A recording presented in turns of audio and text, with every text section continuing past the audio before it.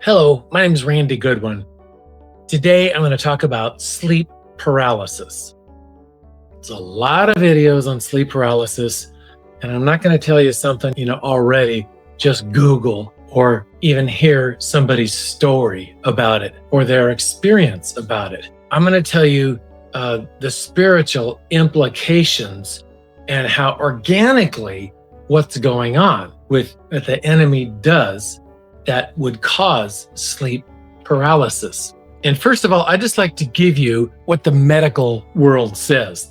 Sleep paralysis is a temporary inability to move or to speak when you're falling asleep or you're waking up, caused by the brain and the body being out of sync during REM sleep, where muscle paralysis persists into wakefulness, often with vivid hallucinations and a sense of pressure, making it feel like a nightmare or an entity of some kind intruding on you. Now, that's what the medical profession describes sleep paralysis as. And they can never put their finger on it. It just says the brain is having a hiccup. It's out of sync, something of that nature. Well, I'm going to go a little deeper into this, and we're going to open this up. And this is just for educational purposes. And you don't have to agree. That's okay. Perfectly okay. But Psalm 147 verse 3 says, He came to heal the brokenhearted and bind up our wounds. Well, that brokenhearted literally means our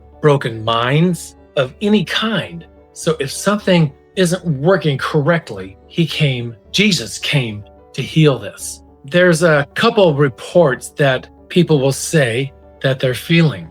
They'll have like vestibular motor hallucinations or an out-of-body feeling, like they're feeling like they're actually leaving their body, or they're like trapped, being held hostage of some kind. In the fifth layer of the mind, and there's 6 layers to the active mind, and that includes all the subconscious layers. That fifth layer is where the fight or flight system is.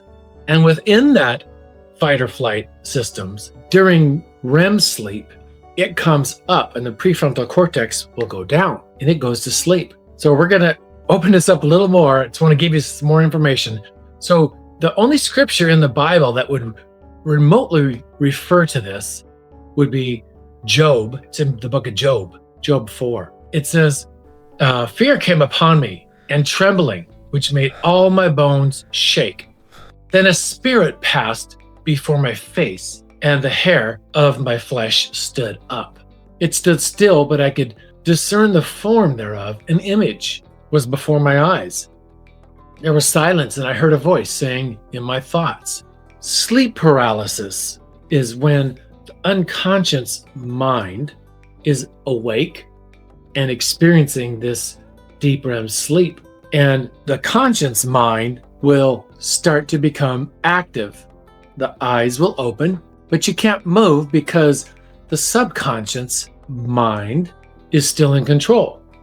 Okay, so if we dissect this and open this up even further, the perception or feeling of an intruder coming in is one way for sleep paralysis of an explanation, how they refer to this. And 2 is like a transitional state between wakefulness and sleep.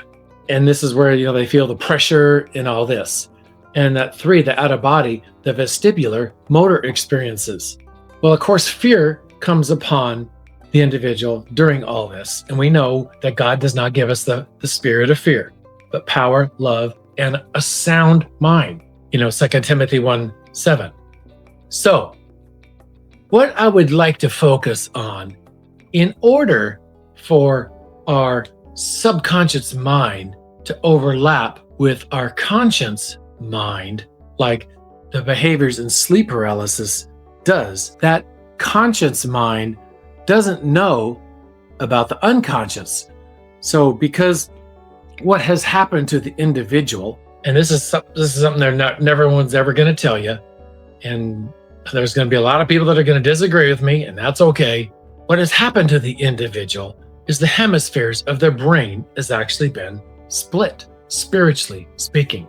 So at nighttime, the dark side of the brain that the enemy has intruded upon is fully awake, and he takes advantage of it during this sleep paralysis episode.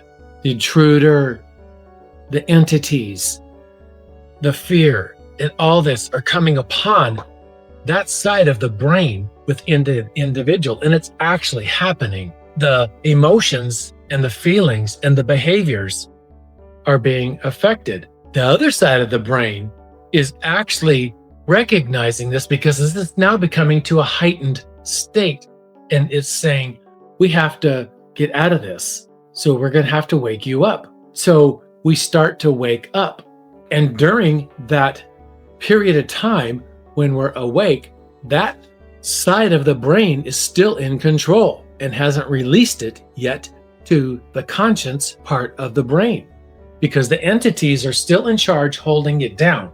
Now, that side of the brain that is holding all this and experiencing all of this has those entities constructed within itself, and it's built structures within there. So this dark side of the brain is the one that's fully in control during this time.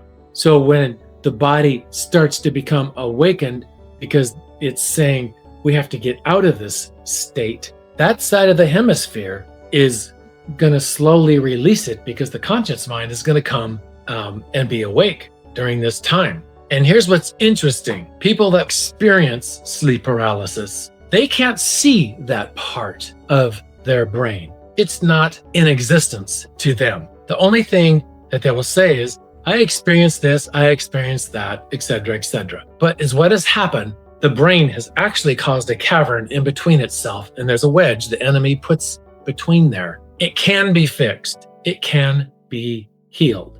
Just like I said, Psalm 147 verse 3, he came to heal our broken minds and set us free. Sleep paralysis is not just an episode or a simple attack from the enemy. It's actually a part of the brain that has been given over to the enemy, where the other side of the brain has not. And there's this war. That's what's happening during sleep paralysis.